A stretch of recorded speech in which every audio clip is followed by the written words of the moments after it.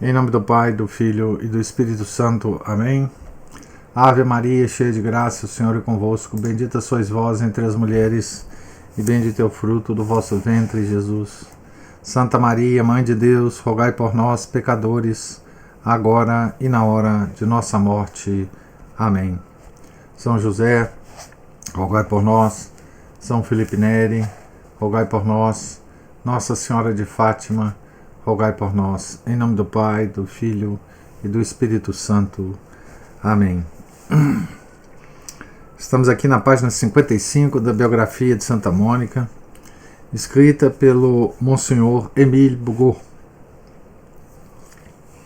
Que maravilha, exclama Santo Agostinho, que me perdesse deixando-me encher das vaidades e andasse tão afastado de vós, meu Deus, quando me davam por modelos uns homens que se vergonhavam de praticar uma boa ação. Vê-se, pois, que menino ainda e no umbral da vida, tive a infelicidade de achar-me exposto ao perigo, sendo-me terrível a aprendizagem para os combates da existência. Esse é o nosso Santo Agostinho, né? Efetivamente, muito depressa, começou a circular o veneno pelas veias de Agostinho. Na flor da juventude, quando tinha apenas 14 anos, nesta idade perigosa, porém encantadora, em que se dilata o coração e também murcha, como a flor, sentiu-se acometido de uma perturbação desconhecida. Abre aspas. Não tinha mais que um pensamento, diz ele, senão amar e ser amado. Porém, não me continha dentro da amizade casta e luminosa, que em uma alma ama a outra. Em que uma alma ama a outra. Densos vapores que subiam do pântano da concupiscência anuviaram-me o coração e o espírito de tal maneira que não achava diferença entre a clara serenidade de um amor casto e a tenebrosa perturbação de um impuro e culpável. Assim se incendiava o fogo devorador e minha juventude, impelida pelo violento desenvolvimento das paixões e correndo por espantosos precipícios, submergia-se em um abismo de pecados vergonhosos. Fecha aspas. Para o nosso santo, né? Desde logo se lhe apoderaram do espírito os mais tristes pensamentos. Sem tardar, penetraram-lhe os maus desejos. E como não havia quem pudesse arrancar esses espinhos que tanto lhe feriam, cresceram com rapidez, colocando Agostinho em eminente perigo. Abre aspas para o nosso santo. Adolescente ainda, desejava com ardor os prazeres mundanos e não me envergonhava de consumir a vida em desonrosos deleites. A beleza da minha alma murchava e eu, meu Deus, não era aos vossos olhos mais que uma chaga hedionda, e que, entretanto, não impedia que me agradasse a mim mesmo e procurasse agradar e parecer bom aos olhos dos homens. Fecha aspas. Porém, tímido e naturalmente acanhado, cobria com o mais espesso véu as desordens da alma, e ninguém, mesmo entre os amigos e condiscípulos, podia suspeitar as borrascas que lhe agitavam o coração. Entretanto, conseguia diariamente novos triunfos, e sua alma, comovida, porém ainda não dominada pelo mal, parecia cada dia mais bela. Começou a brotar-lhe a retórica, e todos prediziam que, desenvolvendo-se por completo, Agostinho eclipsaria os mais ilustres retóricos. Patrício andava entusiasmado com essas notícias. E assim como ausentara o filho de Tagaste para enviá-los às melhores escolas de Madurush, assim também resolveu fazer um último esforço para levá-lo, se não a Roma, pois seus recursos eram escassos, ao menos a Cartago, onde encontraria escolas, mestres, bibliotecas, um concurso de jovens escolhidos e quanto pudesse ser-lhe necessário para o perfeito desenvolvimento da inteligência. Começou a brotar-lhe a retórica, a arte dos sofistas, né? Não só dos sofistas, mas principalmente dos sofistas, né? Mas para levar adiante semelhante desejo, não bastava ter coração tão generoso e, digamo-lo também, orgulho tão grande como o de Patrício. Necessário era o tempo de fazer algumas economias e impor-se muitas privações. Nesse intuito, ao começarem as férias de 369, ordenou que o filho voltasse a Tagaste e permanecesse em sua companhia durante 1 ano. Agostinho voltou efetivamente, e não é preciso dizer com quanta alegria o recebeu a boa mãe, nada sabendo, entretanto, da resolução de Patrício. Ao vê-lo novamente coberto de tantas coroas, e ilustre pelo grande talento, orgulhosa e feliz, como se sente em tais casos qualquer mãe, mesmo a mais humilde, e crendo-o ainda imaculado, pôde depositar-lhe na fronte um ósculo amante e tranquilo. Se Agostinho houvesse sido inocente conservando a pureza, ou se houvesse tido o valor de confessar à mãe o primeiro assalto das paixões, esta suspensão dos estudos lhe teria ocasionado um grande bem, restituindo-o aos cuidados de Mônica, que o prepararia a afrontar melhor os perigos de Cartago. Porém, neste triste estado de alma, e na resolução mais triste ainda que havia tomado de ocultar da mãe as paixões que lhe revolucionaram o coração, nada poderia ser-lhe tão prejudicial. O repouso involuntário a que se via condenado, a falta de trabalho assíduo, os desvarios consequentes da vida ociosa e o próprio vácuo no coração, tudo devia contribuir para acelerar e aumentar a explosão das paixões. Quanto mais violento era o influxo das paixões, menor atenção prestava à voz da consciência, porque não há nada que debilite mais na alma o pensamento e principalmente o amor de Deus. Abre aspas para o santo.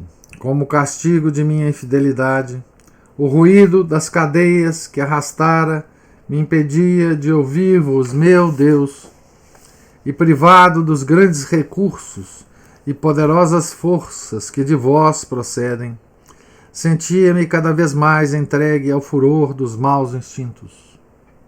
Meu coração ardia em um fogo vivíssimo e impossível de explicar, e todo ele se expandia, traspassando os limites em que devia conter-se, e submergindo-se em um mar de desordens. Que cegueira a minha! Não vos escutava, e mais me separava de vós. Fecha aspas. Isso aqui é a crônica da queda de Santo Agostinho, né, gente? Escrita por ele mesmo, né? Escrita por ele mesmo. Nas Confissões, né? Um dos livros mais extraordinários que já foi escrito na face da Terra, né? O livro dele. Devemos dizer, em honra de Santa Mônica, que havia formado esse coração e tão perfeitamente havia-lhe inoculado a seiva das virtudes, que, no meio de tantos e tão culpáveis gozos, Agostinho não era feliz. Com as primeiras faltas haviam começado as grandes tristezas. Sofria horrivelmente. Buscava a paz e a felicidade, e nem sequer achava o prazer. Ao sair de uma alegria culpável, a que se entregava como um grato sonho, sentia horror de si mesmo. Se Agostinho não encontrava a felicidade no esquecimento de Deus, tampouco encontrava a liberdade, esse fantasma brilhante que mais vivamente impressiona a juventude e mais a engana. Recorria às vezes à oração, levantava para o céu os braços encadeados e pedia virtude. Porém, ao mesmo tempo, temia ser ouvido. Rogava a Deus que lhe concedesse a castidade e a continência, mas no íntimo da alma desejava que esta graça se dilatasse por algum tempo. Assim, culpado e infeliz, e temendo consumir-se nessa ardentíssima febre, porém com mais medo ainda de se ver curado, sentia que cada momento ia aumentar-se-lhe a penosa corrupção da vida. Tal era o triste estado de Agostinho aos 16 anos.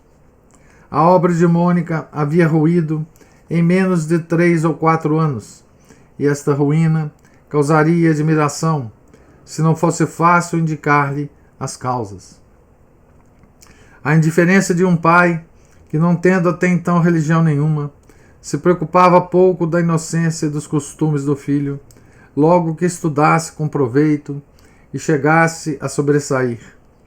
As imprudências dos mestres, que pensavam somente em excitar-lhe a sensualidade e a imaginação, sem cuidar de opor a essas forças perigosas o indispensável contrapeso da razão, da consciência e da religião. A leitura de livros perigosos e a frequente assistência aos teatros, as amizades culpáveis, mais perigosas ainda, que já começaram a desviá-lo, e, enfim, a ausência de todo o auxílio religioso, na idade em que este, para um jovem, é absolutamente necessário. Sem o batismo, nem a confirmação, sem a confissão, nem a Sagrada Eucaristia. Quando, despertando-se as más paixões do jovem, lhe subministram os meios de vencê-las com uma verdadeira grandeza e assegurando-lhe um extraordinário triunfo, muito se consegue. Porém, rebaixam-no, tiranizam-no e sepultam-no em profundo abismo, quando deixam por elas arrastar-se.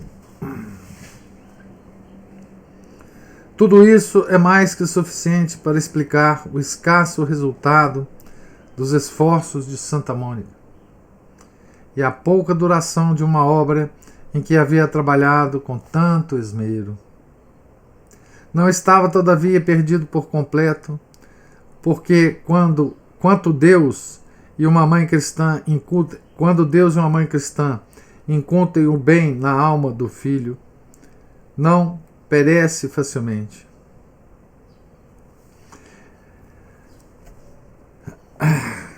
E, se o vendaval das paixões debilita momentaneamente a chama sagrada da consciência, acesa por uma mãe cristã, esta não se extingue jamais, pode-se afirmar. A Ana está falando, é um resumo de tudo o que acontece com o jovem hoje em dia. Exatamente. Exatamente. Não há... Aqui é uma crônica, né? Do abismo, né? Em que se cai e muitas vezes sem uma mãe que reze por ele. Isto. Muitas vezes incentivado por pai e mãe, né?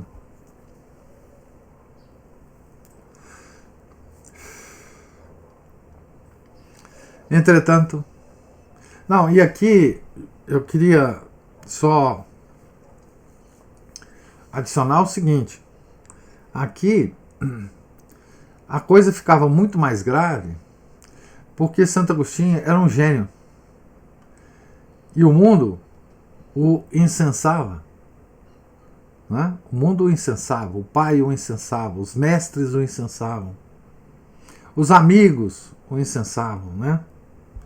Então ele recebia um estímulo terrível por causa da genialidade dele, né? Tá certo? Assim, Santo Agostinho seria, de qualquer forma, mesmo que ele não se convertesse, um homem que nós estudaríamos hoje. Tá certo? Nós estudaríamos hoje. Ele é genial, né? Todas as capacidades que Deus deu para ele, né? Ele usaria, as capacidades naturais, né? Ele usaria em qualquer hipótese, porque não é possível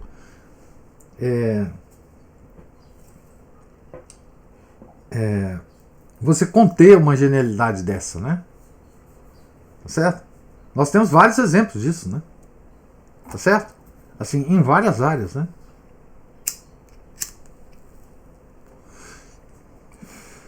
Mozart, por exemplo, na área da música, né? Tá certo? Então, uma genialidade dessa é como um furacão, um vulcão. Não há como parar isso. Depois que Deus implanta isso na pessoa, assim, não há como parar, né? E é claro, Deus faz isso, né, para que essas genialidades deem glória a Ele, né? Obviamente, né? Mas aí entra o livre-arbítrio, né? De que Santo Agostinho escreveu tão bem, ele escreveu um livro inteiro sobre o livre-arbítrio, né? Depois um agostiniano, 1000 anos depois dele, nega esse livre-arbítrio e escreve um livro chamado Servo-arbítrio, que foi Lutero, né? Lutero, ele dizia que nós não tínhamos livre-arbítrio, né?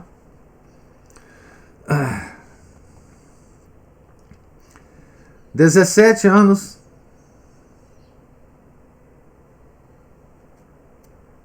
não. Entretanto, como se Deus, vigiando amoroso sobre o filho e a mãe, quisesse consolar Mônica e vir em socorro de Agostinho, apresentando-lhe no próprio pai um exemplo eficaz, Patrício deu o primeiro passo para a religião e para a igreja.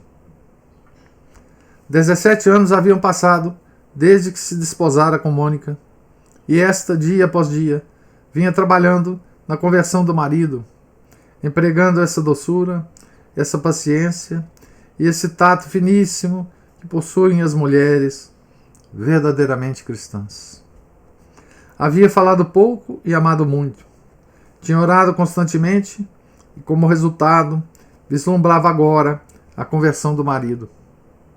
O tempo, aliado sempre dos que sabem esperar, lhe viera em auxílio. O tempo, aliado sempre dos que sabem esperar. O tempo, aliado sempre dos que sabem esperar, lhe viera em auxílio. A calma das paixões permitiu a Patrício compreender melhor a futilidade dos ídolos e perceber a doçura de Jesus Cristo, que se exalava brandamente do coração da Santa Esposa. Havia resistido por muito tempo e jurado no íntimo que se não deixaria vencer. Havia vacilado em fazer o que a consciência pedia, cuidando sempre em ocultar a Mônica o estado de sua alma.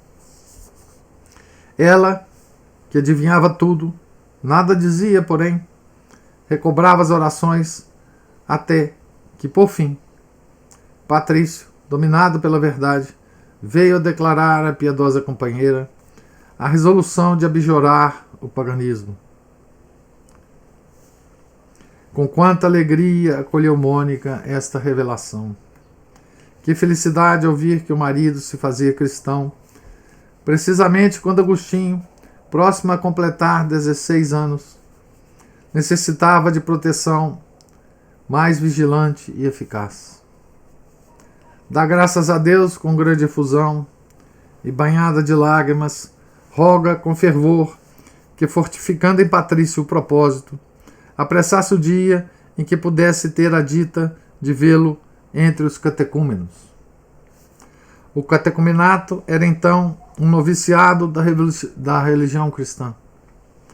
Existindo ainda o paganismo, eram de temer as apostasias e, por isso, antes de administrar aos neófitos adultos o santo batismo, fazia-se-lhes esperando um pouco, não só a fim de se saber, com certeza, se entravam na igreja com plena liberdade e vocação, como também para instruí-los nos grandes deveres que iam contrair. Patrício, decidido a dar o primeiro passo, foi à igreja para abjurar publicamente o paganismo e ali fazer a profissão de fé cristã. Mônica o acompanhava radiante de alegria e Agostinho também. Chegado Patrício ao pé do altar, ajoelha-se, inclina a cabeça, enquanto o bispo lhe impõe as mãos e roga ao Senhor que o admita no número dos filhos. Faz-lhe sobre a fronte o sinal da cruz, a fim de que entre na igreja honrando desde os primeiros passos as humilhações de Jesus Cristo. E põe-lhe nos lábios o sal bento, como símbolo da incorruptibilidade que o coração cristão deve sempre conservar. Desde então, ficou inscrito nos livros... desde... Aqui tem um erro que é comum nesses livros, meu Deus. Desde então,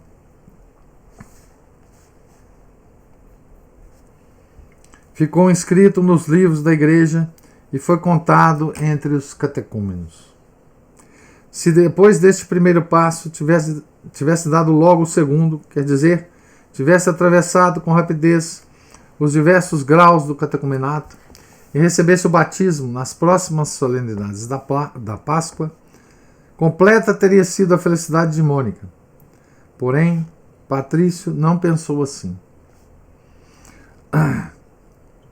Havia então às portas da igreja uma multidão de homens que já não eram pagãos, pois havia abjurado ao paganismo, porém também não eram cristãos, porque inscritos entre os catecúmenos recusavam obstinadamente a recepção do batismo. Em vão, os padres da igreja esgotavam o zelo em demonstrar-lhes a inconsequência e os perigos que corriam. Em vão, também, ao aproximarem-se as festividades da Epifania e da Páscoa, gritavam os bispos: preparai-vos para o batismo. Nada podia lhes destruir a indiferença. Tendo o título de cristãos, porém negando-se a aceitar-lhe os deveres da confissão, da comunhão pascal e de toda a lei eclesiástica, não tendo sido batizados, recusando também o freio da consciência, segundo o triste dizer que então se usava. Deixai-os pecar, que importa, não estão batizados. E crendo, por outra parte, ser bastante receber o batismo na hora da morte, para ficarem purificados de todas as faltas, julgavam-se seguros na vida e na eternidade. Cada século tem suas enfermidades e perigos, e o século IV sofria a dita enfermidade, a cujo influxo sucumbia grande multidão de homens. Patrício também foi atacado por ela e precisou de longo tempo, de muitas orações e não poucas lágrimas da parte de Santa Mônica, para decidi-lo, quando estava já moribundo, a receber o santo batismo e a reconciliar-se com Deus. Então, aqui, isso faz parte da história da igreja, né? Nós estamos num século em que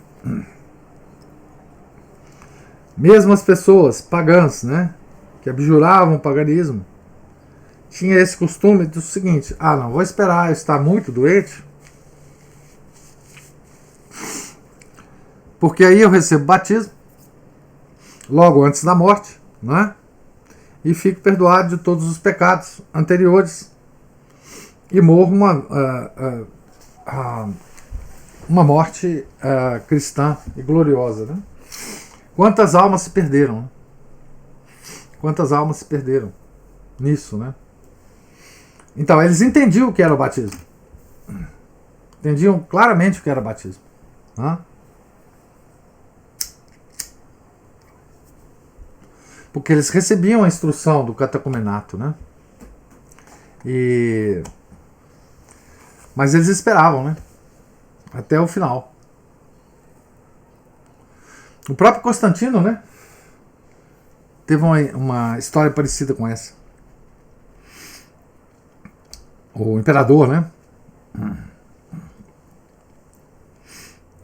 Ainda que fosse incompleto, o passo dado pelo esposo não deixou, entretanto, de alegrar a nossa santa, porque ao menos já não era pagão, mas adorava o verdadeiro Deus, cria em Jesus Cristo, e se ainda não tinha o prazer de ir com ele à Santa Eucaristia, iam pelo menos juntos à missa.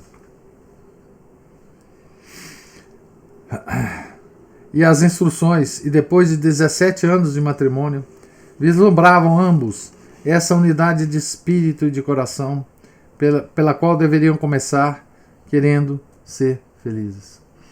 Juliana fala, isso é um verdadeiro tentar a Deus. Isso é verdadeiramente isso, Juliana.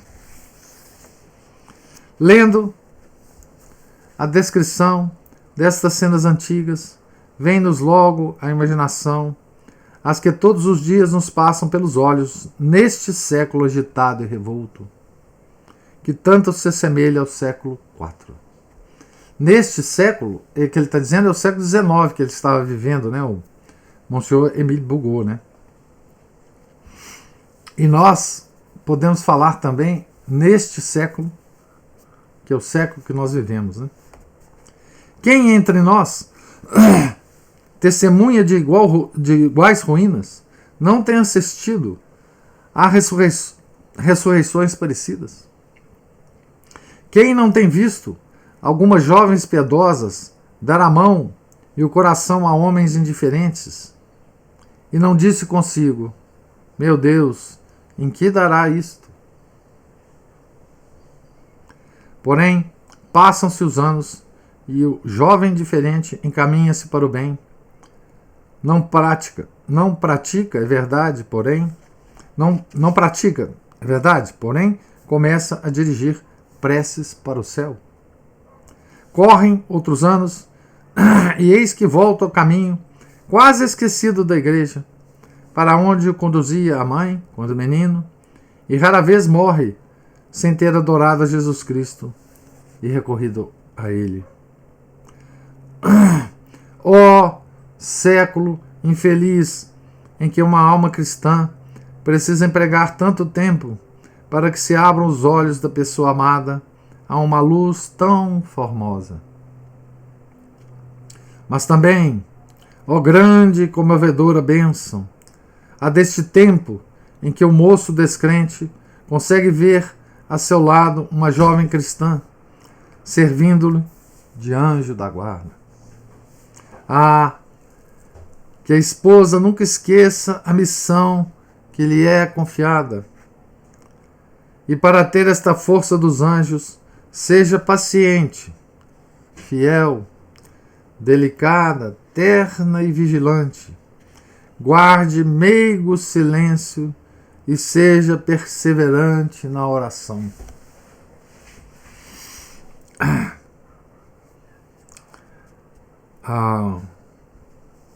Veja a função da mulher na nossa civilização, né? Na nossa, que eu digo, é nesta, né? Tá certo? como ela pode fazer um trabalho silencioso, né?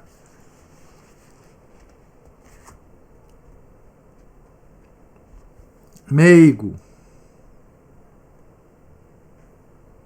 submisso, não é? De restauração de fé da família, né? Do marido, dos filhos, né? Como isso é forte, né? E como a mulher tem força para isso e graças especiais para isso, né? Ele compara bem ao anjo da guarda, né? Não há trabalho mais silencioso do que o do nosso anjo da guarda, né?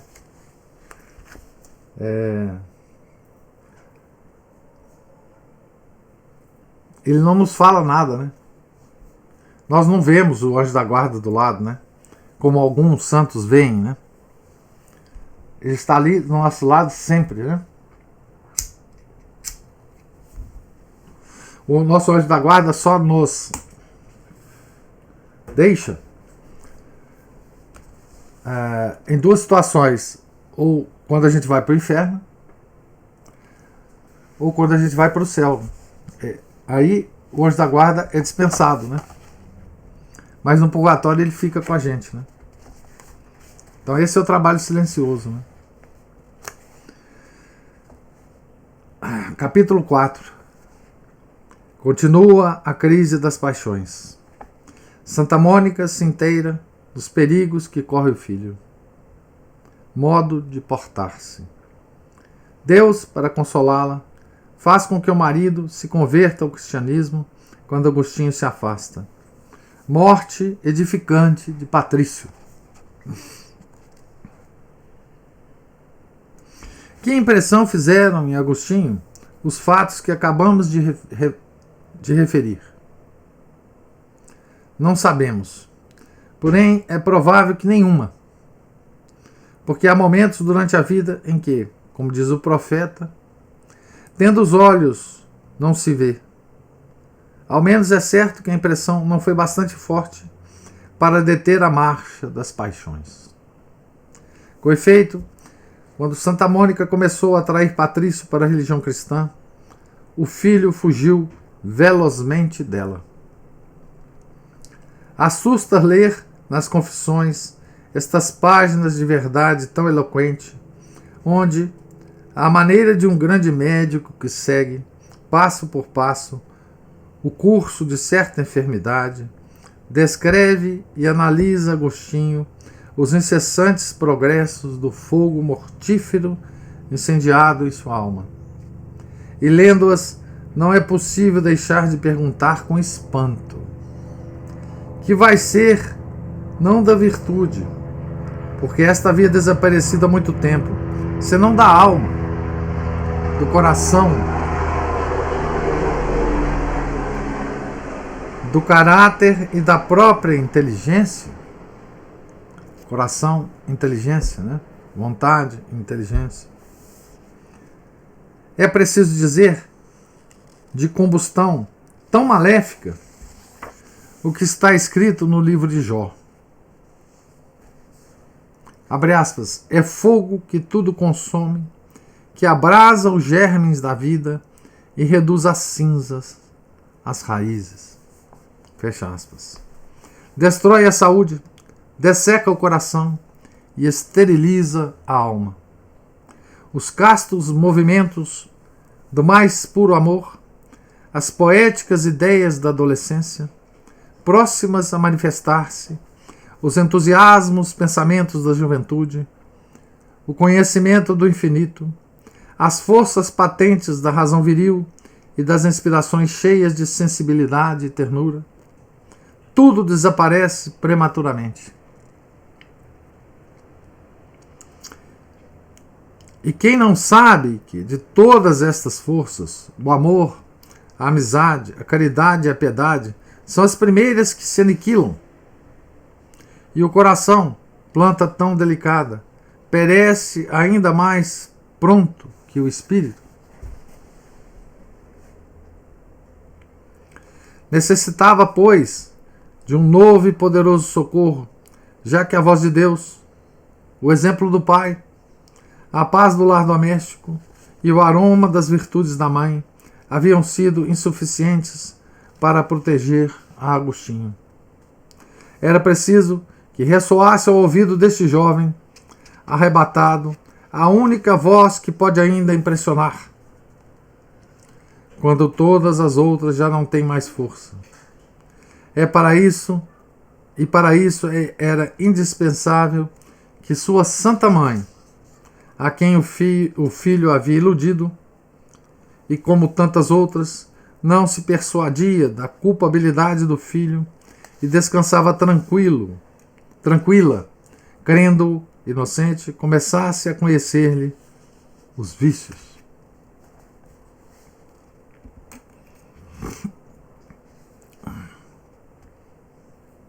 Então, eu vou parar por aqui. Nesse momento em que Santa Mônica vai conhecer a real situação de degradação do filho, né? Tá certo? Então, se todos os adolescentes jovens, né, de hoje em dia tivesse a capacidade de Santo Agostinho, a capacidade de escrever, a honestidade de escrever uma confissão, né? Depois que passasse a adolescência, lá pelos 30 anos, né? Se cada um desses adolescentes do nosso século, né, tivesse a mesma capacidade de Agostinho de escrever, né, a sua queda, nós íamos ter um retrato da tragédia que é o mundo moderno, do nosso século. Né? Se esses jovens, né, tivessem alguns desses jovens, quando se tornaram velhos, né, têm depoimentos impressionantes, né, sobre a sua vida, né?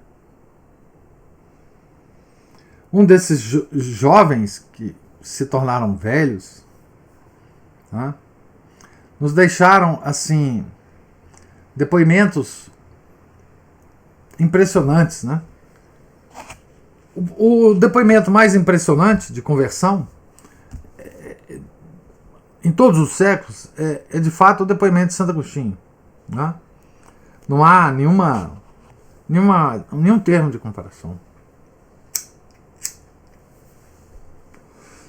Santo Agostinho, com o livro Confissões,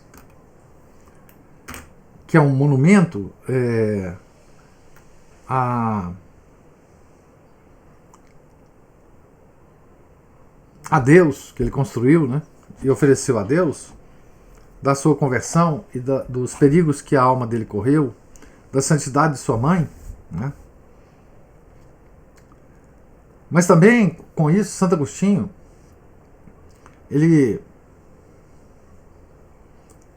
inaugurou uma forma literária que não existia até então, né? Que foi dar frutos muito depois, séculos depois, que é esse tipo de literatura em que o homem faz análise da sua própria vida, né? Na literatura antiga não havia isso. Não existia isso. Existiam homens que escreviam sobre outros homens, né? Mas nunca um homem se debruçou sobre a sua vida e escreveu uma autobiografia. Não existia autobiografias, né? Santo Agostinho inaugurou isso, além de todas as coisas, né? Mas a gente pode ler grandes obras de homens que passaram pelos problemas parecidos com Santo Agostinho, né? e que se converteram e que tiveram grande capacidade de nos contar isso, né? Vou lembrar dois aqui, não é? Um brasileirinho, né? Um brasileirinho que foi Gustavo Corsão, né? Que nos deixou registrado, né? Um livro, por incrível que pareça, o primeiro livro que ele escreveu, né?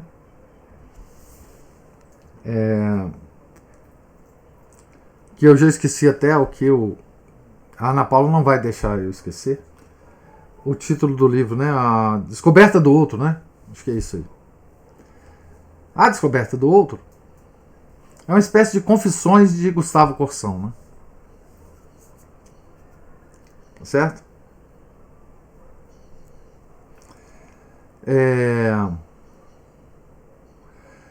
E Chesterton, não é? Que escreveu sobre a sua própria conversão, não é? Principalmente em 2 livros, em muitos escritos, né? Ele falou sobre isso, mas principalmente em 2 livros, que é A Coisa, não é? E numa sequência de artigos que ele escreveu logo depois da sua conversão, que foi essa sequência de artigos, esse conjunto de artigos, né, foi publicado em 2 revistas simultaneamente, uma nos Estados Unidos e outra na Inglaterra, que foi traduzida aqui no Brasil com o nome de Todos os Caminhos Levam a Roma, né? Também é uma espécie desse tipo de livro, né? Hoje existem muitos grandes figuras do catolicismo que nos deixaram esse relato, né? Mas Santo Agostinho foi o primeiro a nos deixar esse relato. Esse relato é o relato de todos os nossos adolescentes que se separam da igreja, não é? Toda essa movimentação da alma do adolescente, todas essas paixões que invadem a alma do adolescente e o separa da igreja, o separa de nosso Senhor Jesus Cristo, é o mesmo relato. O mundo age sempre da mesma forma, porque o príncipe do mundo é sempre o mesmo, né? E a tragédia é que nós vemos, né, muitos desses adolescentes envelhecerem e não retornarem à igreja. Tenho certeza que vários de nós temos familiares com os quais aconteceu exatamente isso. Eu tenho, né? Infelizmente, na minha família, né, meus irmãos, né, que não retornaram, né? Não retornaram, simplesmente, né? E isso é muito, muito triste, né? Muito triste.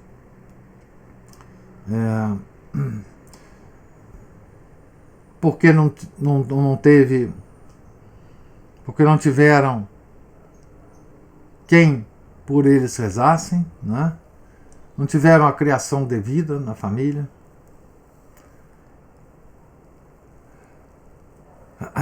Juliana falando, maioria da minha família, pior, tornaram-se protestantes. Enfim, essa história bem sucedida, graças ao bom Deus, né, de Santo Agostinho e de Patrício, né, ela nos consola, né? Essa história nos consola, obviamente. Mas nós vivemos, né, nas nossas próprias vidas, né, essas tragédias, né, essas tragédias de nossos familiares, né? Então, Ana Paula, o Márcio já levantou a mão aí.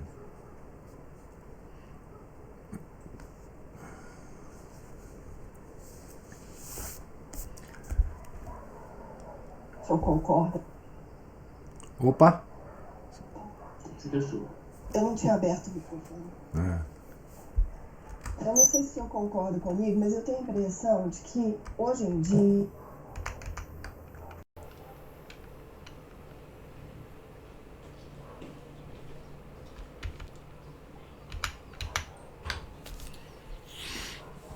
Deus.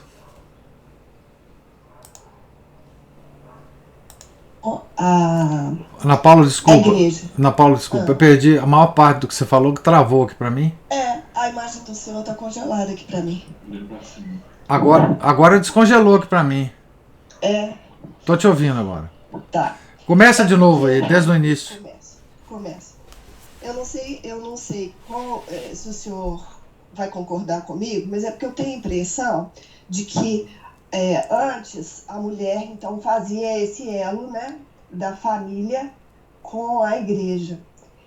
E que hoje eu tenho a impressão de que quem está fazendo mais isso são os homens.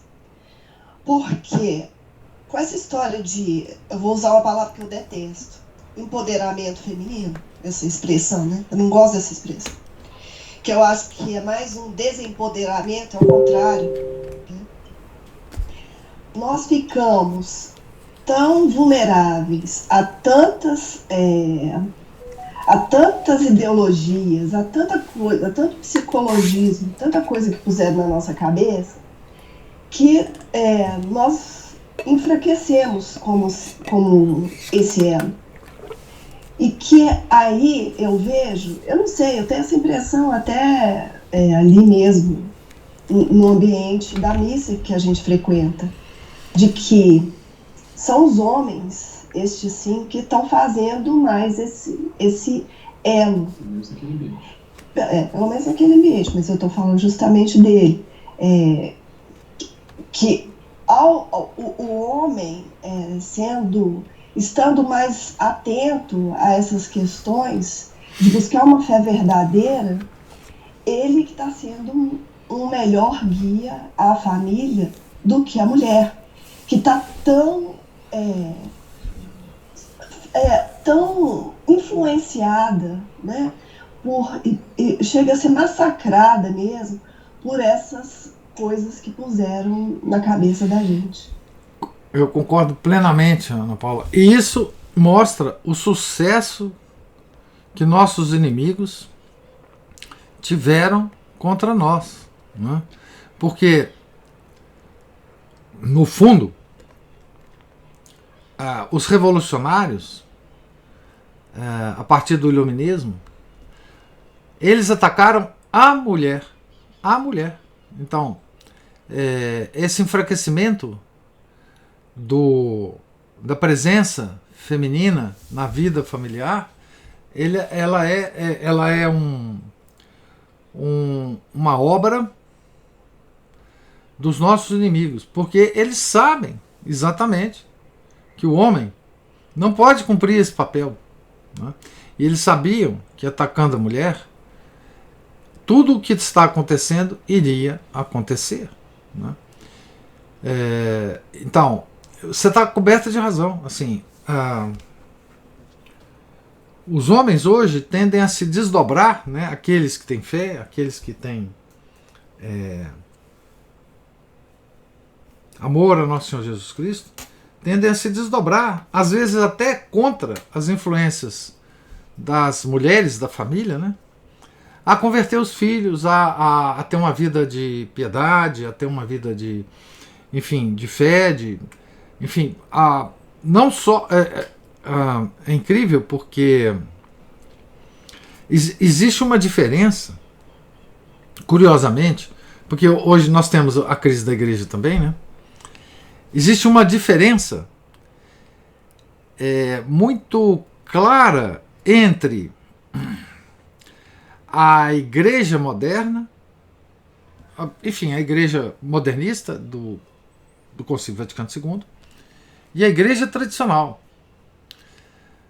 Porque na igreja moderna as mulheres são maioria, os homens não. Porque a igreja moderna também foi atacada pelos mesmos inimigos, ela perdeu a virilidade. O que ainda não aconteceu com a igreja, digamos, tradicional, né? Vamos dizer assim, esse termo. Então, os homens são atraídos para a igreja tradicional exatamente porque ela não perdeu ainda a virilidade, né? A presença deles é mais forte nessa igreja, né? Que é viril, né? A outra igreja é efeminada, ela não atrai os homens, né? Então há uma diferença, inclusive, entre essas duas posturas, né? Como que uma atrai certas coisas e a outra atrai outra, mas certamente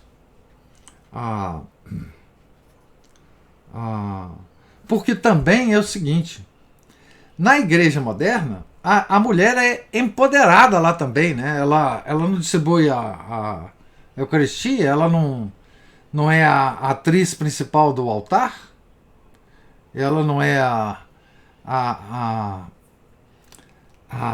digamos assim, ela não participa daquela corte, né, do padre. São as mulheres, né? Pois é, Juliana. Então, assim, ali você pode ver essa diferença, inclusive nas duas igrejas, digamos assim, né? Enfim.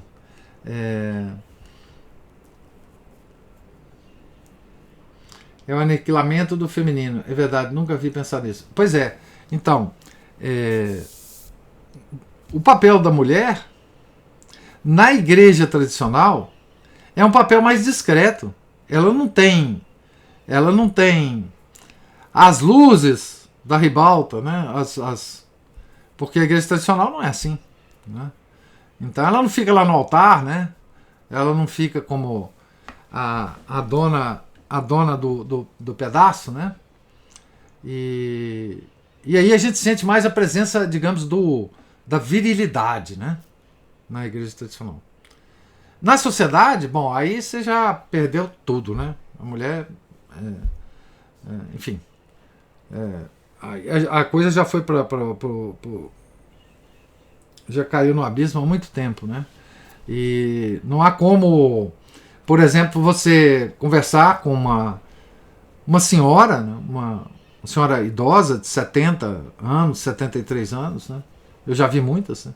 Cheia de tatuagem da cabeça até os pés, né?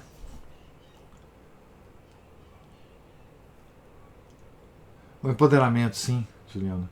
Então, assim, você está certíssima, sua observação é corretíssima. O Paulo levantou a mão aí. Só para fazer uma observação, eu nunca tinha pensado nos atributos dos anjos comparativamente aos atributos da esposa no lar, né? É quase uma vida monástica também. Você, esposa andando em silêncio, orando, ela tem uma influência no lar que é uma coisa absurda.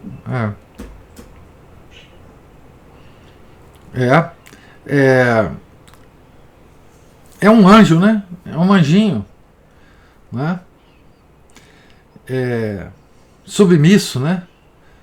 Submisso, essa palavra é muito... Hoje ela é terrível, né? Para as mulheres atuais, né?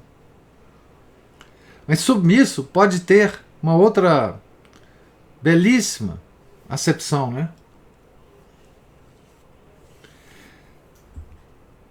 A de que a mulher submissa, ela tem uma missão oculta. Submissão, né? Uma missão oculta, né? Na sociedade.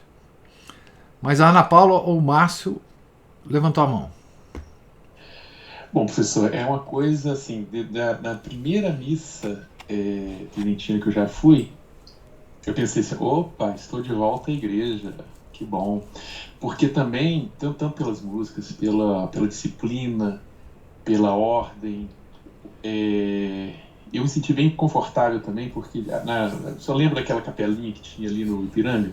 Muito mais homem que mulher. Agora tá cheio de mulher na Sim. igreja, mas era assim, a proporção de 4 homens para 1, e nas nossas missas atuais a proporção oscila mais ou menos em termos de 3 homens para 2 mulheres, às vezes 2 para 1. Ou seja, ainda nós somos maioria. Exatamente isso que o senhor disse, porque a disciplina, a ordem, ninguém fica ali nos corredores da igreja, como eu gosto de brincar, né? Esbanjando sensualidade, né? Batendo saltinhos, se exibindo ali. Ali é exatamente cada qual cumprindo a sua função. Você vai ser uma pessoa discreta, tanto os homens quanto as mulheres, né? A igreja moderna, outro dia tinha até uma moça que vem aqui do bairro mesmo, vai no oratório, ela pergunta, mas por que tem tanto mais homem do que mulher? Eles são seminaristas? Você aqui assim, fulano, olha, é o seguinte, a mulher chega aqui, ela olha, ela vem na missa, olha como é que as mulheres estão vestidas, ela assim, o quê? Eu tenho que me vestir assim? Não volto mais. E o véu? Por aí. E o véu? Nossa, o véu, aquilo ali é como se estivesse jogando ácido na cabeça delas. Aquilo ali, né, é igual jogar água benta no cão. Elas reviram ali. Então elas se sentem desconfortáveis, justamente pela mentalidade já feminista de se vestir, de se comportar daquela maneira, né, na missa. Os homens já acham aquilo interessante, por quê? Porque tem uma disciplina, tem uma ordem, tem uma coisa concentrada, não tem aquela dispersão de musiquinhas infantis, açucaradas, não tem dancinha, não tem ministra da Eucaristia, não tem padre falando que todos os homens são cretinos, bandidos, filhos disso, daquilo. A gente não fica recebendo olhares de lado assim, com raiva ou desprezo das mulheres quando o padre começa a falar sobre feminismo, sobre empoderamento, ou seja, não nos põe no mesmo balaio bandidos, cafajestes, pilantras. Tô falando isso revoltado mesmo, sabe? Eu tô cansado de ficar, né, essas mulheres olhando pra gente, tipo, bandido, cafajeste, não sei o quê, eu não sou isso, me põe no meio balaio, pelo amor de Deus, né? E isso é revoltante, os cafajestes mesmo estão lá recebendo apoio dos partidinhos de corrubra, né?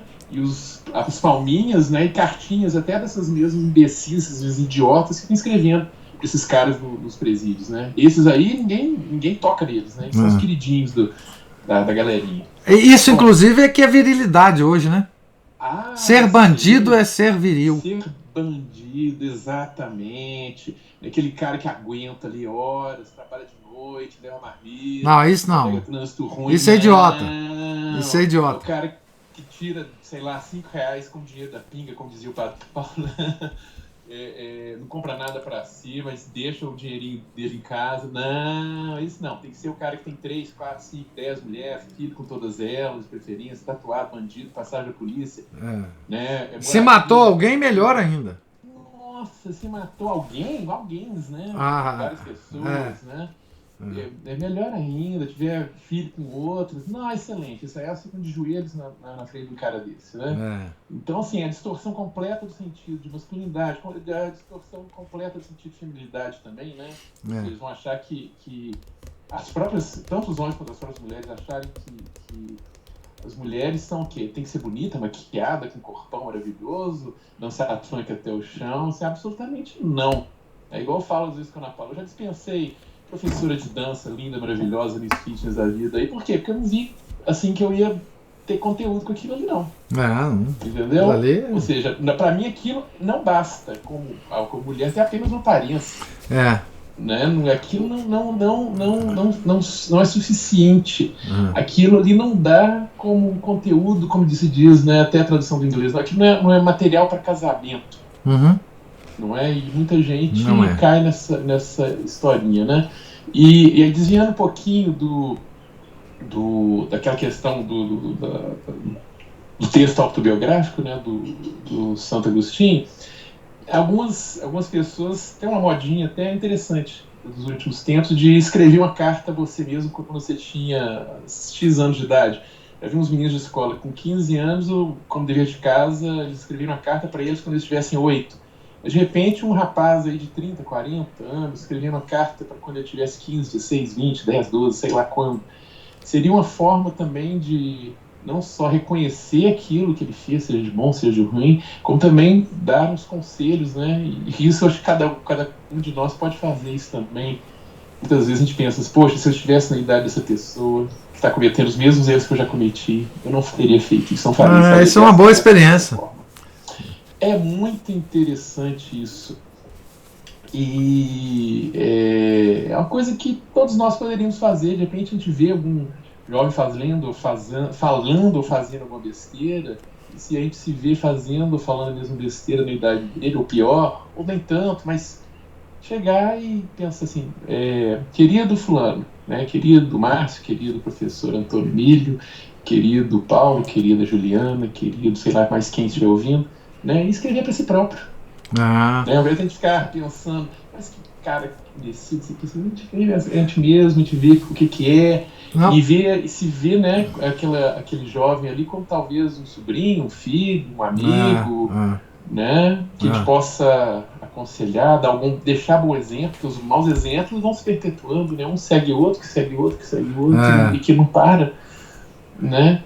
E só para terminar, a questão da mulher fazer ligação aqui, como a Ana Paula falou, tem um estudo que diz que geralmente a mãe arrasta 50% dos filhos para a igreja, mas o pai ele arrasta 85%. Então é uma responsabilidade aí na mão dos homens também, que aliás é uma coisa interessante. Os homens, eu costumo falar que a família brasileira é o seguinte: ou o homem é acostumado num lar a ser o homem ausente, porque o pai ele era ausente, e acha a coisa mais natural do mundo deixar o pau quebrando na mão da mulher, ou simplesmente a mulher vindo num lar assim, acha que o homem também não tem nem direito de dar um palpite dentro de casa. Ou seja, afasta a influência dele e fica aquela coisa. Enquanto o menino tem uns 8 anos, a coisa está sob controle, ou mais ou menos sob controle, é meu filho. Não faça isso com meu filho, não fale assim com ele. Aí ele passa para os 12, começa a dar trabalho. Olha, o nosso filho... Tá. Aí daqui, põe mais 4, 16, tem que tirar seu filho lá buscar seu filho no juizado de menores. Aliás, eu tenho alunas que já foram retiradas do juizado de menores. Não é só menino não, tá? Não, é claro outro ponto também. Aí fica o seu filho. Assim, peraí, se eu não puder ter sido pai para prevenir o problema, agora eu vou corrigir o problema? Ô empoderada, vai lá tu, minha filha, resolve isso aí. Ué, não é? E essa coisa também o autor no século XIX colocando a mulher aí como anjo, mas a gente vê o seguinte: a partir da Revolução Industrial, que o pai começou a ser afastado de casa para passar 12, 14 horas fora dela, a criminalidade, principalmente nos meios urbanos, subiu demais. A criminalidade, os vícios, ou seja, começou a decadência moral do próprio homem. A mulher foi mais preservada até certo ponto, embora muitas mulheres também trabalhassem em fábricas, aí a coisa degringolava mesmo. Mas agora que, vamos dizer, ela está adotando esse mesmo tipo de vida, a gente vê também a mesma decadência chegando nelas também. Infidelidade, adultério, vícios, desperdício de dinheiro, cada qual cai por onde for mais fraco, né? Bom, dito isso, então agora com as considerações do senhor, muito obrigado, desculpa pela demora. Que isso. Bom demais, bom demais.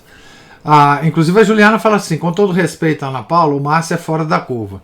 Eu não sei se foi elogio ou o que foi, viu, Márcio? Mas eu acho que foi elogio. Mas, Márcio, sua análise é perfeita, né? Quer dizer,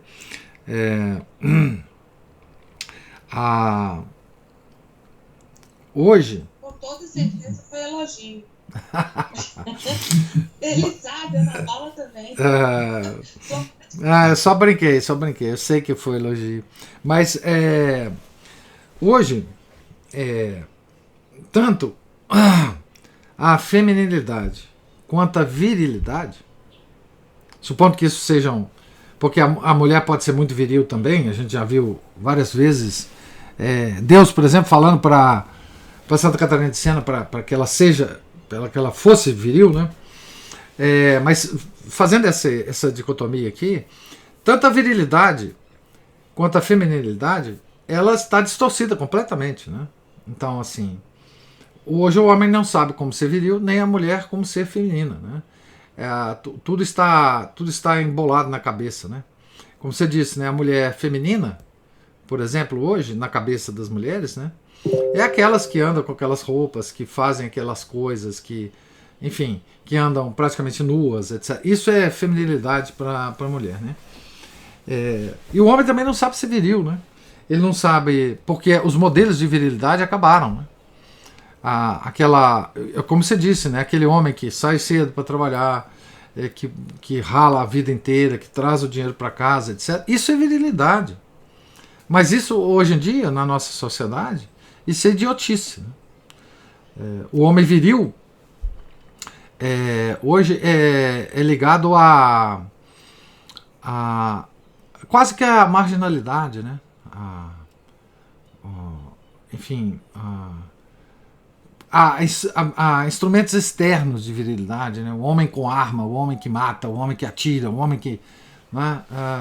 Enfim, tá tudo realmente muito, muito desconexo hoje em dia, né? A Juliana fala que o Márcio passou na fila do homem sensato muitas vezes e ficou como boa parte do que devia ser distribuído aos outros. Eu também acho, concordo com você, Juliana. Então,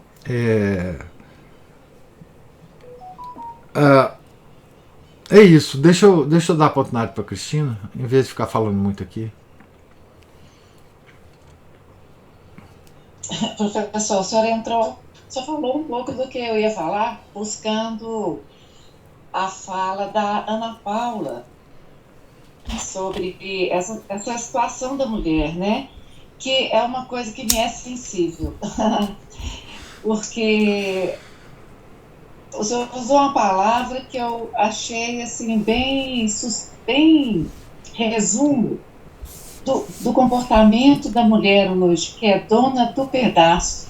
A dona do pedaço, Dona do pedaço. A gente tem muita dificuldade, assim, nada não. O que eu percebi ao longo do tempo, posso estar enganada, mas o que essa mentalidade revolucionária, quando a gente fala assim, né, o que é libido dominante, o livro toca, e quando a gente vê uma das maiores alterações que nós tivemos na nossa sociedade, especialmente em relação à mulher, é mudança de comportamento. O comportamento da mulher foi totalmente alterado, porque, assim, parece bobagem falar isso, mas isso é tão óbvio, mas quando você especifica essa mudança de comportamento, assim, você fala o que é igual, por exemplo, quando a gente fala assim, por exemplo, lá na missa dentina, o padre falou para não ir no banheiro. As pessoas não aceitam isso, elas não aceitam. E quando você fala com as mulheres, especificamente o que no comportamento delas é inadequado, elas não aceitam, ninguém aceita. Ninguém veste a carapuça, professor. Não. E as mulheres se comportam como donas do pedaço. Não é só a vulgaridade. Essa questão isso aí já é assim. Isso aí já é rebaixamento, né? Cristina, eu vou te interromper para ainda te dar mais elementos na sua observação aí. Quando é que começou a mulher ser dona do pedaço? Exatamente, né? Um ponto, digamos, específico, que nós estamos estudando isso, né? Foi com as grandes mulheres da nobreza francesa nos salões de Paris. Note, os revolucionários encontraram abrigo nos grandes salões parisienses, organizados nas festas, organizados pelas mulheres. Elas eram dona do pedaço já naquela época, com toda a pompa e circunstância. Não tinha vulgaridade, digamos, que a gente vê hoje, não. Tá? E foi aí que começou. Mas pode continuar. Pois é. Então, o que eu chamo a atenção, assim, é que não adianta, assim, olha, por onde a gente anda, por onde a gente passa, assim, o tipo de... é muito raro. Porque, professor, a gente pode até justificar, né, dizer isso. A mulher do salão, ela era uma mulher fina. Né? Era. Finíssima. Agora, nós, a minha geração, ela não conheceu a mulher do salão. Não. O que a gente conheceu? A gente conheceu a universidade. a gente conheceu o Caetano Veloso, Proibido Proibir, né? A Elis Regina. As Piriguetes. Essa é a minha geração. É. Né? Eu conheci a literatura do Jean-Paul Sartre, do, sei lá, Baudelaire, sei lá, esse povo aí. Agora, Simone Beauvoir. Simone Beauvoir. Quer dizer, agora, se cada mulher não olhar para dentro de si mesma, porque, professor, no meu caso, assim, o que me exasperava? O senhor me conheceu naquela época. Os meus pais, as mulheres com as quais eu convivia no meu trabalho. Eu olhava aquele comportamento, elas se auto-intitulavam superpoderosas. 70% dos cargos de direção no meu trabalho, no segundo e terceiro escalão, porque o primeiro escalão eram os membros da instituição, estava na mão de mulheres insuportáveis, difíceis. E uma coisa interessante que eu fui procurar, né, eu falo, para tentar me equilibrar, porque aquilo tudo era estranho. A vida do trabalho, para mim, foi um desafio contra a minha fragilidade, claro, né, fragilidade feminina natural, como qualquer mulher tem. Mas você enfrenta aquilo, 20 anos, 30 anos, vai dando conta. Eu fui buscar digamos, um contraponto no bordado, encontrei uma turma, fiquei 10 anos lá e tal. E uma das coisas que eu percebi nas donas de casa, as ideias totalmente invertidas, mas a generosidade, a bondade ainda estava lá, sabe? E hoje eu percebo isso, em qualquer meio, assim, que a gente vai, essas mulheres mais velhas, elas tinham esse traço, mas as mais novas não as têm.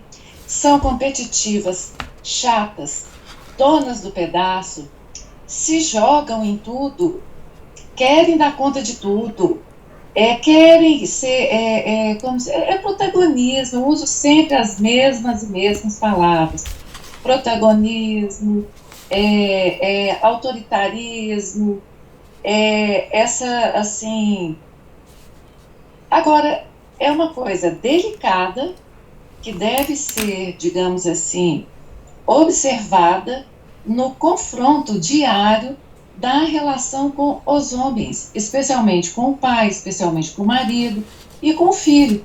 É uma luta, porque a gente foi destruída, né, professor? Foi. Então, agora, quando você fala isso, qualquer coisa de comportamento hoje, qualquer coisa, se você fala assim, que determinado comportamento não é adequado. Olha, não existe mais quem consiga colocar um limite nesse ente universal que ocupa um espaço físico no mundo.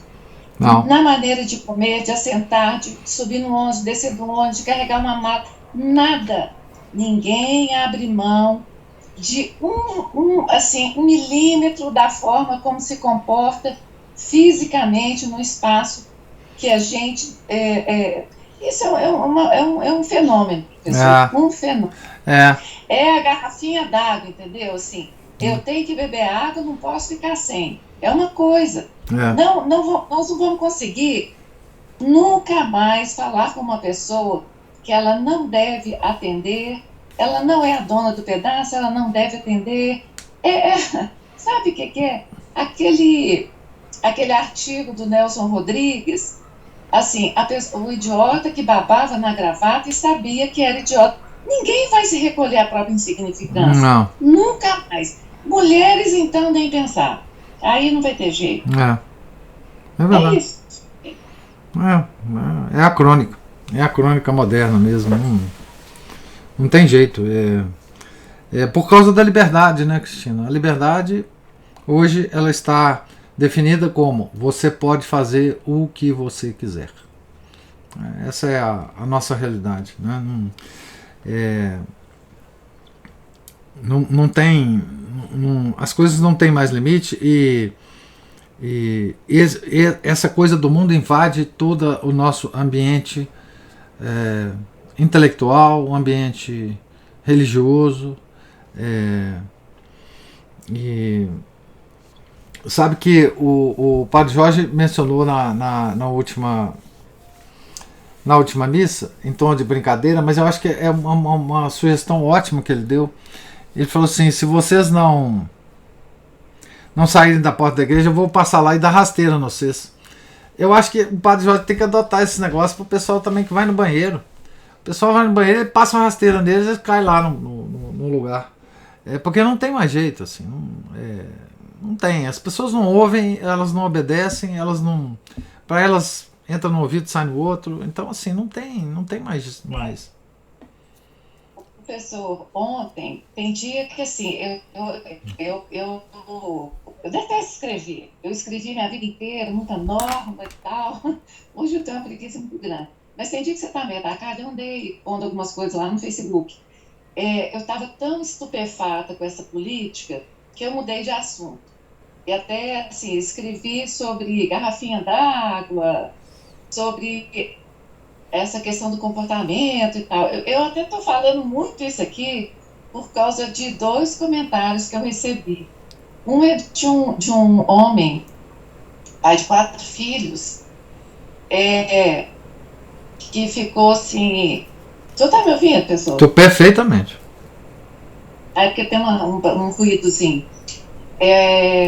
Ele ficou horrorizado e ele acabou falando assim: eu não vou deixar minha filha fazer xixi no banco da escola por causa da maluca de uma mãe. Só pensa bem, maluca de uma mãe. Uma criança de 4 anos, gente, 4 anos, eu já tive 4 anos, eu já sei como é que é o negócio. E apareceu uma outra, essa aí, ela tem um estilo bem manjadinho, assim, sabe? Falando que é enfermeira, católica, mas que a gente tem que entender que tem gente que tem diabetes, tem idosos que têm incontinência. O mundo é assim, professor, cheio de pessoas especiais. Então nós temos que mudar todo o nosso comportamento por causa das especiais. Todo mundo é especial, né? Você tem diabético, você tem não sei o quê. Então, assim, vamos aplainar o mundo, acabar com o Everest. Então, é isso que eu quero dizer, que nós estamos o vírus, sabe aquele vírus do texto? Aquele vírus é muito maior do que o contexto daquele texto do professor Olavo de Carvalho, Bandidos Letrados, porque ali é um vírus, digamos assim, ontológico. Mas existe um outro vírus, que é esse, como que nós somos especiais, né? E não tem mais jeito. Não. É uma coisa horrorosa. Eu concordo com você. A derrocada, ela é imparável agora, só um milagre. Nossa civilização não tem mais freios, não tem mais nada. Tudo é permitido, né? É proibido proibir, né? Então... O senhor fez, eu vou até encerrar aqui, mas o senhor veja bem, isso é uma coisa irrelevante. Comportamento, vamos colocar, né, pessoal, não é a coisa mais relevante. Nós temos problemas seríssimos na nossa vida. O pecado original, o pecado do dia a dia, os crimes, a fome, a pobreza, não é? Assim, comportamento é uma coisa de quinta categoria, na escala das virtudes, na clave da relevância das coisas, mas nem isso, não é assim, nem isso a gente consegue tocar mais as pessoas. Não. É incrível mesmo. Mas é isso. É verdade. Juliana levantou a mão.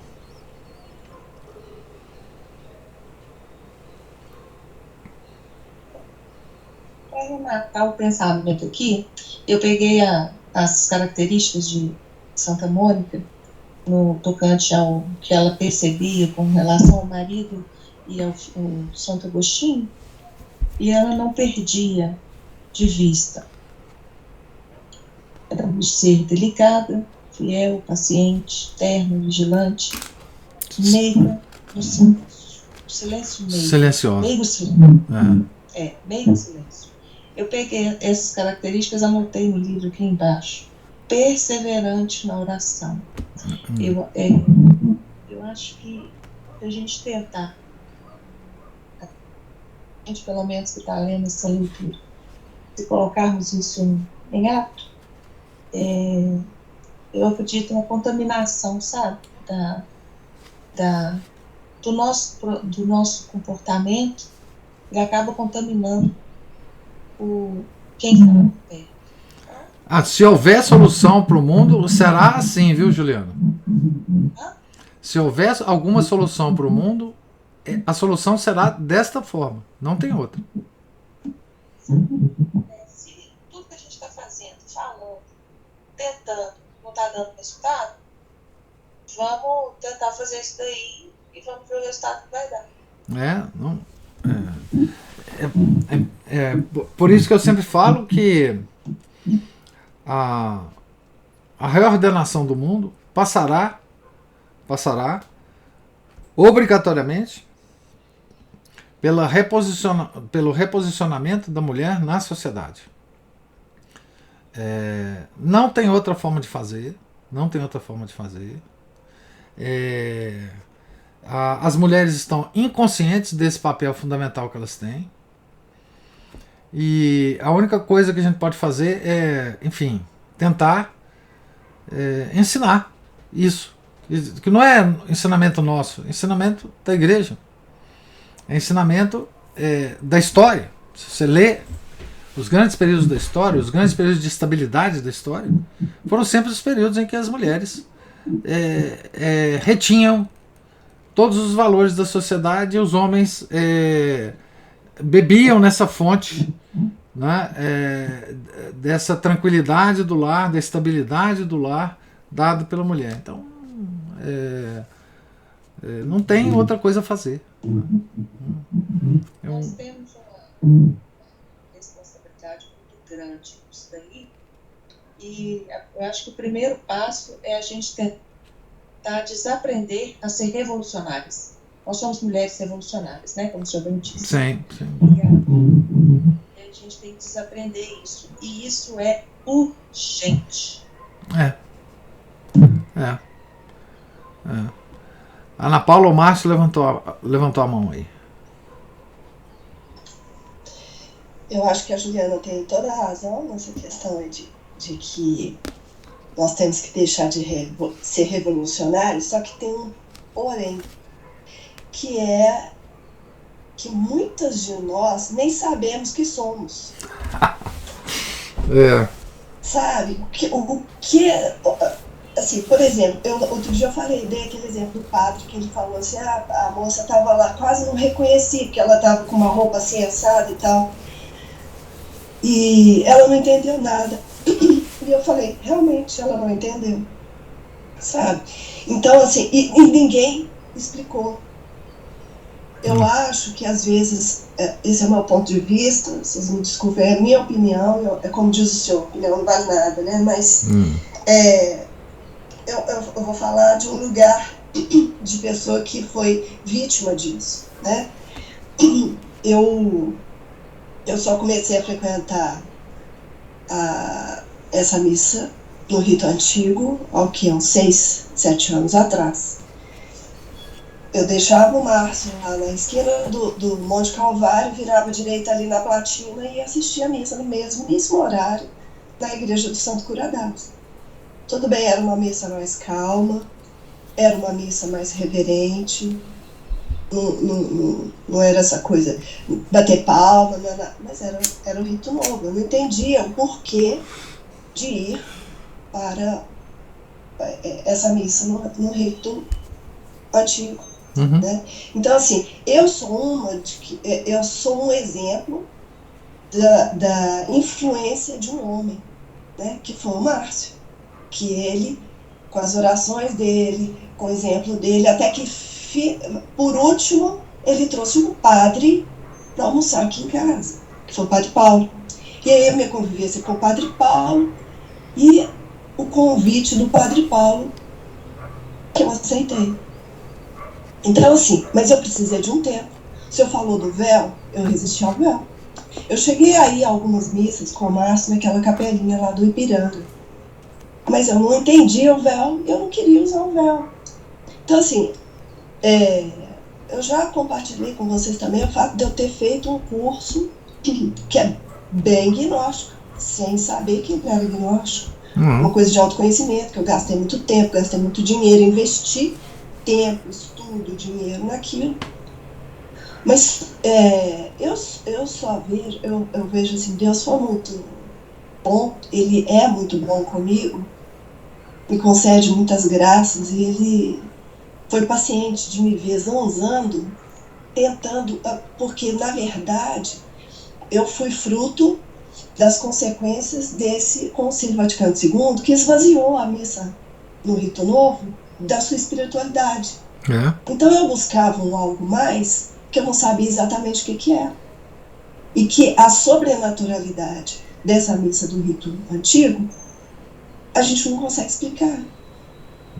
Você vai no início porque é bonito, porque é calmo, porque dá tempo de você rezar, né? Mas depois você fica porque tem uma sobrenaturalidade ali que você não explica. Né? Foi assim comigo. Assim então, assim, eu fico... me dá uma tristeza grande mesmo de ver o quanto que somos, muitas vezes, pouco caridosos com aqueles que estão chegando e que não estão entendendo nada. Então, por favor, me explica, entende? Né? Então, assim, nós ainda temos aqui, a Raíssa outro dia falou disso, né? Que nós temos esse ambiente aqui entre nós, em que nós podemos fazer esses desabafos, nos apoiarmos mutuamente e buscarmos ajuda uns dos outros. Tem gente que não tem, e muitas vezes a gente fica lá nesse pequeno degrauzinho que a gente subiu, julgando o outro.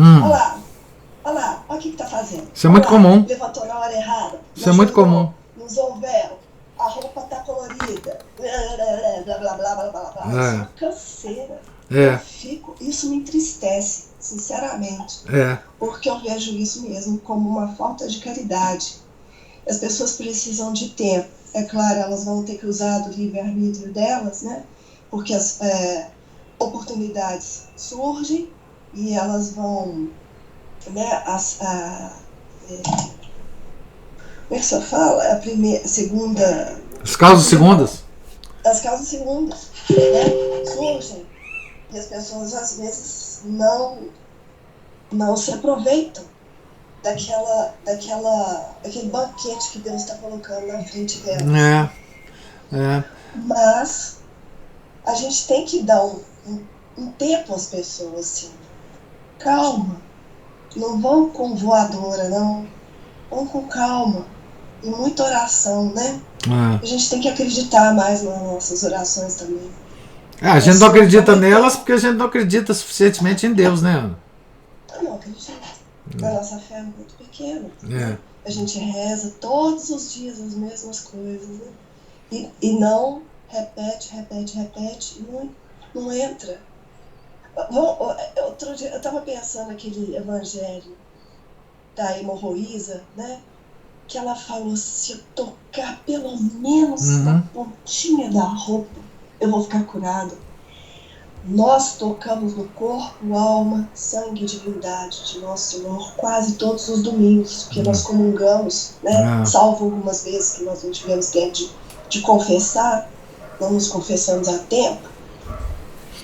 Nós tocamos em tudo, em Nosso Senhor, integralmente. Por que a gente não acredita que a gente vai ser curado? Meu Deus! Sabe? A gente tem que parar e pensar um pouco nessas coisas, sabe? E dar tempo aos outros, sabe? Ter um pouco de caridade. Isso a gente aprende com a própria Santa Mônica, né? Que belo desabafo. Né? Isso a gente aprende com Santa Mônica, né? Que deu todo o tempo do mundo para Patrício e Santo Agostinho, né? Rezando, praticando o silêncio, né? A perseverança, né? Nada a acrescentar ao que você falou. Perfeito. Perfeito. Perfeitíssimo. Temos que aprender com Santa Mônica, né? Nós, mulheres, e nós, homens, né?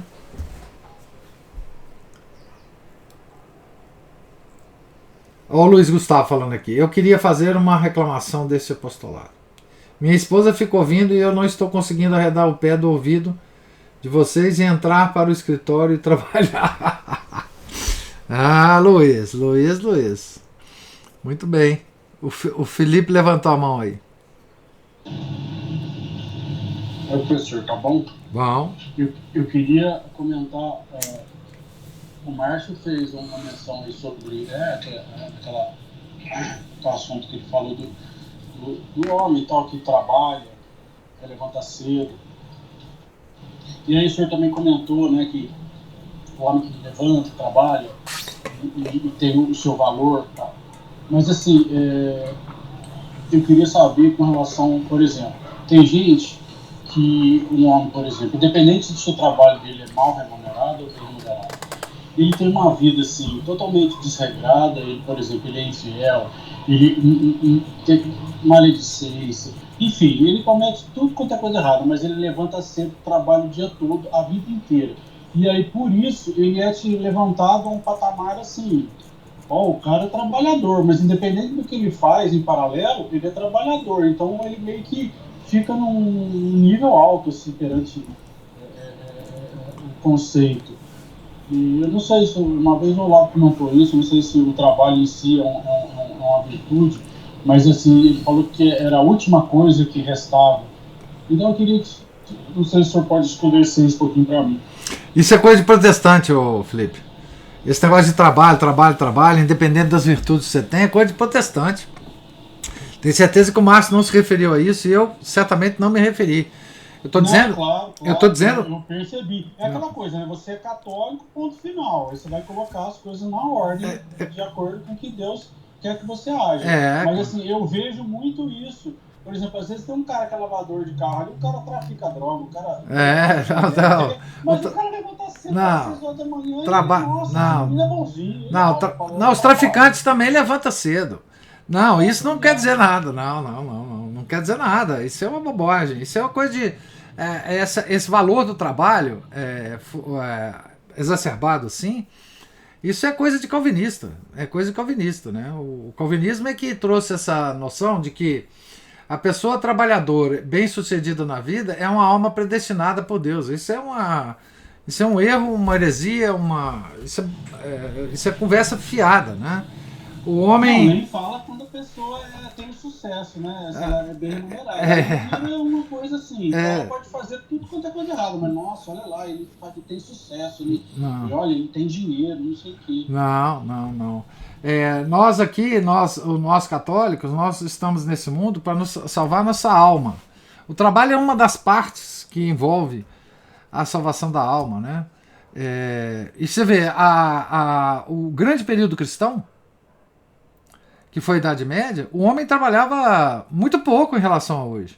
Ele trabalhava lá 150 dias por ano, metade do ano era feriado, era festa de santo, nós não somos assim, olha, e hoje existe muito esse trem, né, de trabalho como santificação, trabalho com não sei o quê, tem até um santo moderno que prega muito isso aí, que é muito famoso, mas isso é uma bobagem. Professor, diga. Na tradição, falando pro Felipe aí, o padre Daniel Pinheiro até tem pregações sobre isso, o Joseph Pieper, que escreve sobre São Tomás, explica as virtudes também que a gente leu no grupo de quinta-feira à noite, ano passado, e é uma falsa prudência, que, como o senhor falou, o traficante, o assaltante de banco, ele pode ordenar a sua vida de uns meios muito bem ordenados e fazer musculação e trabalhar e se alimentar bem pelos fins errados, né?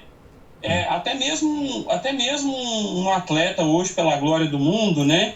Ou um grande violonista, um grande musicista, ele pode escolher esse bem menor e fazer tudo para ordenar. Então, isso na tradição, não sei quem nomeou isso, dos santos padres, ou se foi o próprio São Tomás, é a prudência da carne, você ordenar meios corretamente para fins maus ou menores, né? Que não é o fim do bem maior superior, que é o contrário da astúcia. A astúcia é você querer um bem verdadeiro, o bem correto, mas você usa de meios maus ou desordenados, né? Então, para nós, o caminho da santidade tem que ser meios corretos e ordenados para os fins corretos. Pronto. Estamos aí com a voz de São Tomás de Aquino, Felipe. Você aprendeu aí diretamente da fonte. Isso é coisa... Essa coisa do trabalho, de santificar, etc. Bom, o trabalho santifica coisa nenhuma, dependendo do fim a que você destina o seu trabalho, usando aí a intervenção do Luiz, o seu trabalho pode te levar simplesmente para o inferno. É simplesmente isso, né? Isso é coisa de modernismo, de protestantismo, que invade tudo, que deforma tudo hoje em dia, né? A ética do trabalho, né? Aquela coisa, isso é coisa de protestante, né? E da sociologia, né? Enfim, hoje está tudo, enfim, deformado mesmo, né? Não se preocupe com isso, Felipe. Nós temos que salvar a nossa alma. É isso que nós temos que fazer aqui, usando o trabalho, usando a oração, usando o tempo de folga, usando tudo que Deus nos dá, né? Do tempo que Deus nos dá aqui, né? Mas muito boa a sua colocação, Felipe. Deu para a gente, pelo menos, comentar sobre isso e é verdade. Alguma outra observação? Eu agora fiquei preocupado com o Luiz Gustavo, que ele tem que trabalhar, gente. Nós temos que liberar o homem para trabalhar, entendeu? Então, Deus lhes pague a presença, a paciência, os vários e belos comentários, tá certo? Nós estamos aqui na página 64, a qual voltaremos, se Deus quiser, amanhã, tá certo? Em nome do Pai, do Filho e do Espírito Santo. Amém. Ave Maria, cheia de graça, o Senhor é convosco. Bendita sois vós entre as mulheres, e bendito é o fruto do vosso ventre, Jesus. Santa Maria, Mãe de Deus, rogai por nós, pecadores, agora e na hora de nossa morte. Amém. São José, rogai por nós. São Felipe Neri, rogai por nós. Santa Mônica, rogai por nós. Nossa Senhora de Fátima, rogai por nós. Em nome do Pai, do Filho e do Espírito Santo. Amém.